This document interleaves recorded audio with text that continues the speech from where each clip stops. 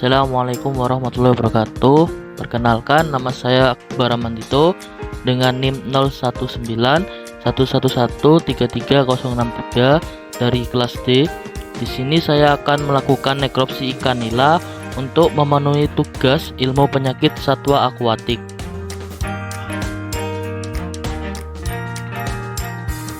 Untuk alat dan bahan yang digunakan pada nekropsi ini yaitu ikan nila, kemudian needle, gunting tajam-tajam, pinset, scalpel dan blade, dan baki, serta glove. Pertama-tama kita akan menghandling ikan untuk memudahkan dalam proses mematikan ikan dan tentunya tidak melukai tangan kita. Langkah pertama, jari telunjuk memegang di antara mulut ikan untuk mengunci bagian depan ikan. Kemudian ibu jari memegang sisi dorsal ikan dan menutup sirip punggung, karena di sirip punggung terdapat duri-duri yang sangat tajam. Dan terakhir, tiga jari yang lainnya memegang sisi ventral dari ikan. Selanjutnya, kita akan mematikan ikan dengan cara menusukkan needle ke kepala ikan hingga menembus otak yang dilakukan dengan cara berputar.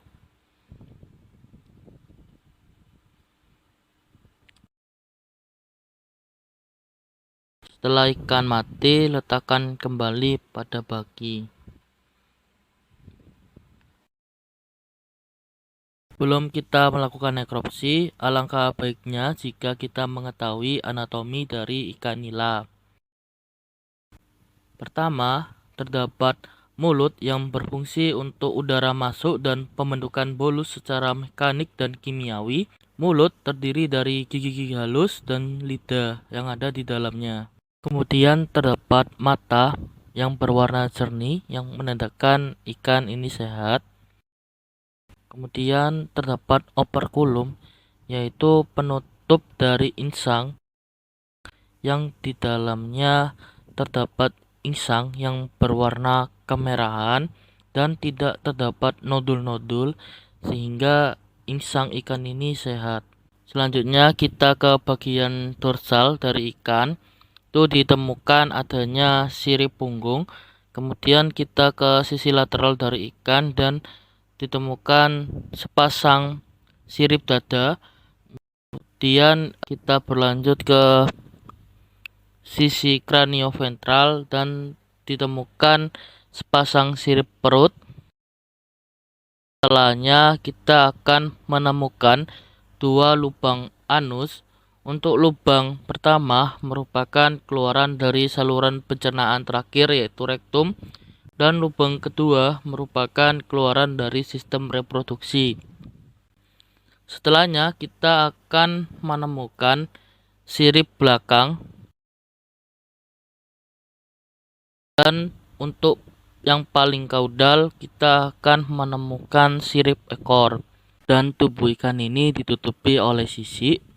Sisi ikan ini yang kita bisa lihat itu rapat, tidak terdapat white spot, dan tidak terdapat juga ulcer yang menandakan sisi ikan ini sehat. Selanjutnya kita akan melakukan nekropsi pada ikan nila untuk mengetahui organ internanya. Yang pertama kita lakukan adalah insisi pada bagian ventral ikan yang dimulai dari belakang anus sampai menuju ke ventral operculum.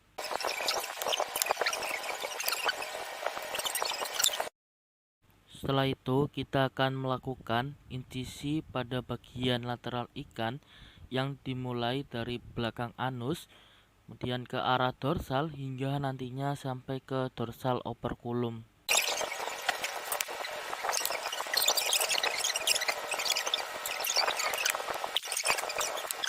Dan terakhir kita akan melakukan insisi pada bagian operkular ikan yang dimulai dari dorsal operculum sampai ke ventral operculum, atau bisa juga sebaliknya.